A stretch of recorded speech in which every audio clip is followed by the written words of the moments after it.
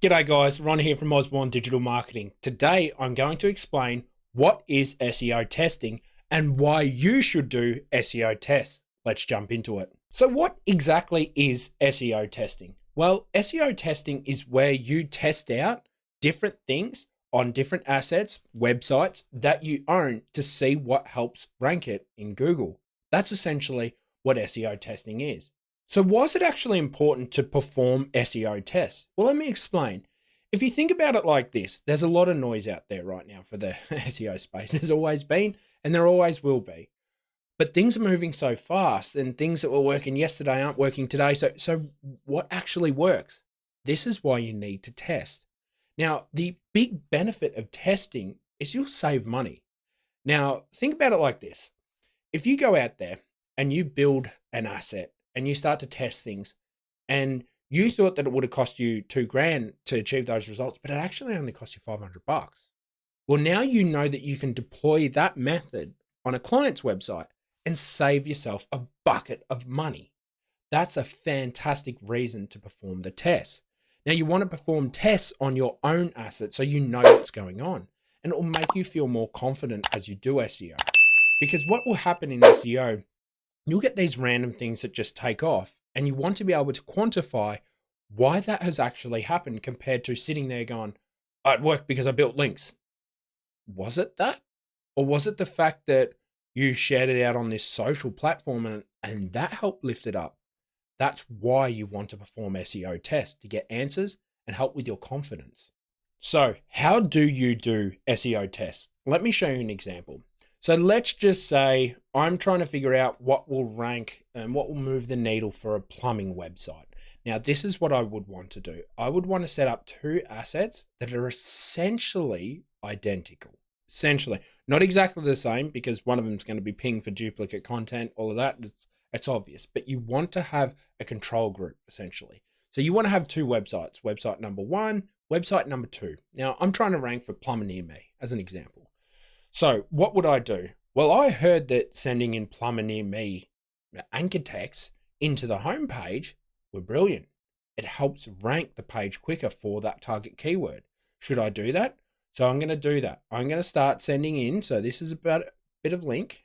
This is excuse the handwriting, but this is links. I'm sending it in to the page. Okay. And I want to see if that anchor text that I selected, plumbers near me, actually helps. Oh, all of a sudden I got a lift. 3 weeks later, the website starts moving up.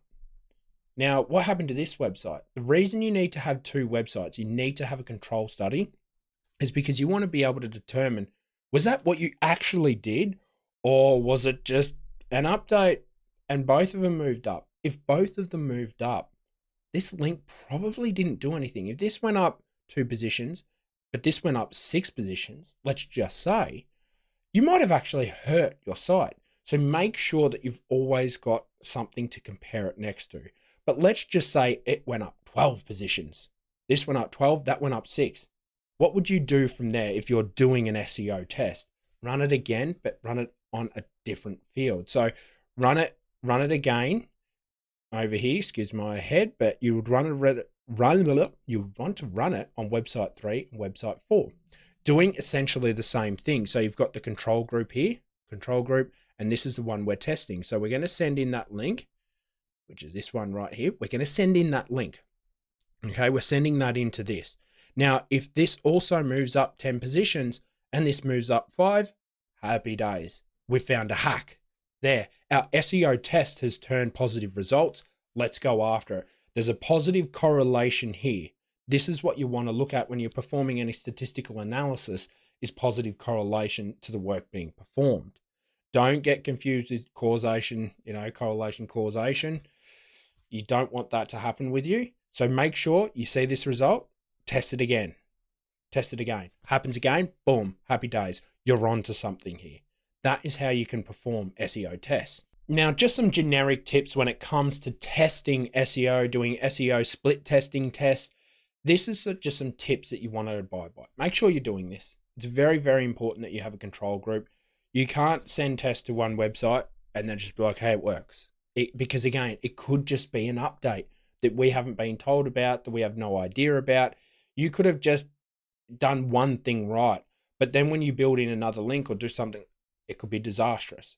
So always make sure that you've got that backup.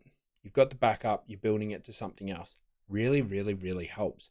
Another thing when it comes to you're doing any forms of SEO testing, make sure that the assets are kind of similar. So you don't want to have something, let's say you try that on a plumber and then you're trying it on a beauty salon, or let's say not even a beauty salon, an affiliate. They're so different. You know, one of them is a local, essentially SEO, and one of them's affiliate marketing. Again, those comparisons can't really be made. But if you've got a plumbing asset and then you've got, let's say, like a landscaping asset, that's a lot better. That's a lot better than trying to compare, apples to oranges. It's just not a smart move when it comes to testing. Now, something I would suggest, joining a testing group. Okay, so I'm in Chrissy Palmer's testing group. I love Chris. He's a great mate of mine. If you are actually interested in this type of work, I'd suggest jumping along. We test out this stuff all the time. I've been in it now since Chris launched it, year and a half. And I know right now at the Digital Unfiltered event, he's pushing out a lot of stuff. He's talking about all of the tests being run. It's very important that you're in a group that you can look at, because I'm going to be completely honest, I don't have a lot of the time to do as many tests as I would want. So by joining an actual testing group, you can get the answers and be like, oh, I was thinking about that. Does sending backlinks into the CID of Google Business Profile actually help? I don't know. Does it? Does it actually help? Who knows? That's something that should be tested in a mastermind group. So it's very important that you join a group. Now, you can try this stuff out to yourself, but as you can see here, like I said, the costs, one of the cons of doing these types of tests is that can become a bit expensive. So another big tip too, this sort of stuff here, guys, and I'll have a link for Chrissy's stuff down below too. I'll plug that. So there's a link down below. Click on that link to go across and get a good rate for the mastermind group for us to jump in, have a chat with me, have a chat with Chris, and there's a ton of awesome guys in there that are extremely knowledgeable. Legends of people in there. So the cons of doing some SEO testing yourself though, you can start to get some false positives. So you might think just because this has jumped up, but don't forget, it just could be because of the link. That anchor text might be disastrous. So you've got to be careful. You do need to be careful when you're performing SEO tests. Another thing is the con. Look at all of the hosting. Like, you don't want to have reverse proxy hosting on this stuff, because it's not a real test then, is it? If you have $1 hosting for all of these assets, so it's costing like $4 a month, but then you're hosting on WPX, that's not the same type of, you can't expect to see the same type of results as you would. If you really want to test it out, all of your assets should be on WPX. All of them should have their own IP, as an example. So that's kind of the cons of doing the test. It can become a little bit expensive, but it'll build your confidence. That's a big thing that I harp on. For me getting started as well, it was just do random stuff. I would just do random stuff. So if you start doing SEO testing, just do random stuff.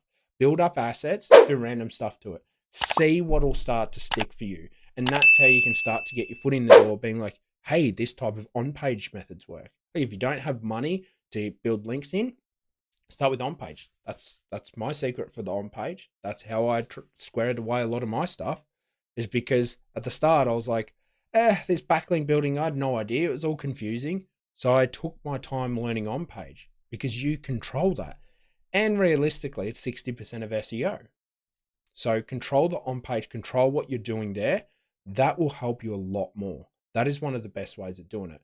But remember, guys, join the mastermind. If you are looking for us, if you want to join up, Chrissy Palmer, myself, and a ton of other legends, click on the link down below. That'll take you over to the page. Make sure you tell Chrissy that I said come along, and he'll look after you. He always looks after you. So make sure you say that. Guys, I hope you've enjoyed this. I hope you now know and understand what SEO testing is, how it works, how it can benefit you, and the drawbacks of SEO testing, because you get those false positives. So just make sure you're aware of it all, and I'll see you around. Cheers.